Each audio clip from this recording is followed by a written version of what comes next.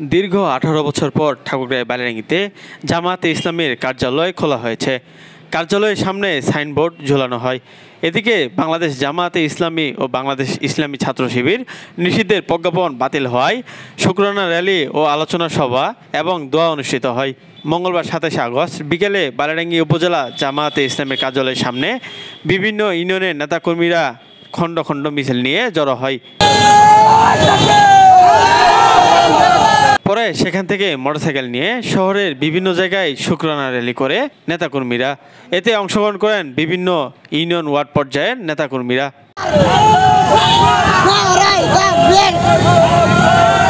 আসরের নামাজ শেষে জামাত শিবির নিষিদ্ধের প্রজ্ঞাপন বাতিলের জন্য শুকরানা র্যালি করে বালিয়াডাঙ্গি উপজেলা জামায়াতে ইসলামীর নেতাকর্মীরা। এতে প্রধান অতিথি হিসেবে অংশ নেন জেলা জামায়াতের আমির মাওলানা মোহাম্মদ আব্দুল হাকিম।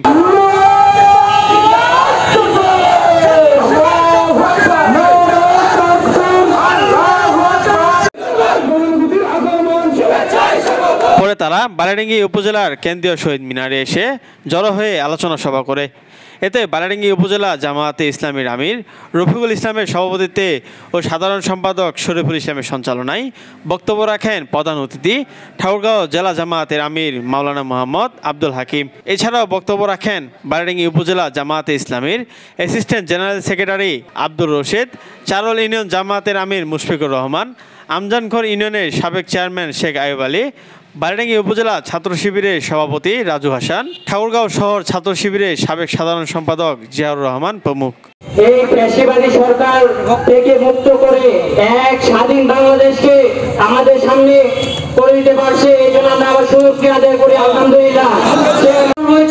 আজকে দেখেন ফেরাউনের দিকে, আজকে দেখেন নমরুদের দিকে, আজকে দেখেন কারণের দিকে, তাদেরকে কারো কোনো অস্তিত্ব খুঁজে পাওয়া যায় না। এই জন্য আপনাদেরকে আবার বলতেছি, আপনারা যদি ভালো হন, ভালো হয়ে আপনারা দেশের মানুষের জন্য কাজ করুন, ইসলামের জন্য কাজ করুন। আমরা আজকে দীর্ঘ 18 বছর পর বালিয়াডাঙ্গির এই রাজপথে দাঁড়িয়ে কথা বলার সুযোগ পেয়েছি। যাদের এই আত্মত্যাগের বিনিময়ে, ছাত্র জনতার জীবনের বিনিময়ে বাংলাদেশটি দ্বিতীয় স্বাধীনতা লাভ করেছে, সেই শহীদদের আত্মার মাগফিরাত কামনা করছে। আল্লাহ যেন তাদেরকে জান্নাতুল ফেরদাউস দান করেন। এমন কোন খারাপ কাজ ছিল না যে আওয়ামী লীগের নেতা কর্মীরা করে না। শেখ হাসিনার বাবা 74 সালে জামাত ইসলামীকে নিষিদ্ধ করেছিলেন, অল্প দিনের মধ্যে আল্লাহ সকলবারে তাকে নিষিদ্ধ করলেন। 1 আগস্টে শেখ হাসিনা জামাত ইসলামীকে নিষিদ্ধ করলেন, 5 তারিখের মধ্যে শেখ হাসিনা সহ বাংলাদেশের সকল আওয়ামী লীগের নেতা কর্মীরা বাংলাদেশ থেকে নিষিদ্ধ হল। 300 জন এমপির মধ্যে একজন এমপি তার নিজের বাড়িতে থাকার অধিকার রাখে না।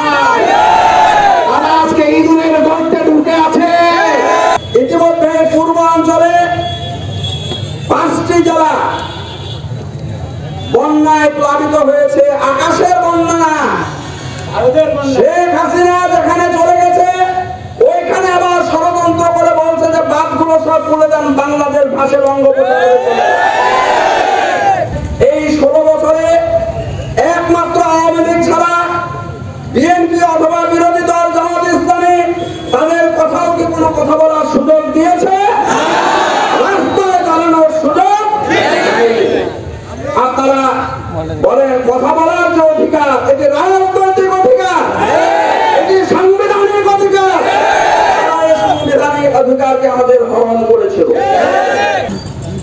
এক হাসিনা সে দেশ থেকে চলে গেছে, কিন্তু সবাই তো আছে নাকি? গর্তে গর্তে ঢুকে যাচ্ছে, মাঝে মাঝে তো ফুসফাস করানোর চেষ্টা করছে। কয়েকদিন আগে একটা ধোঁয়া তুলেছিল এদেশের সংখ্যালঘু হিন্দু ভাইয়েরা নাকি নির্যাতনের শিকার হয়েছে।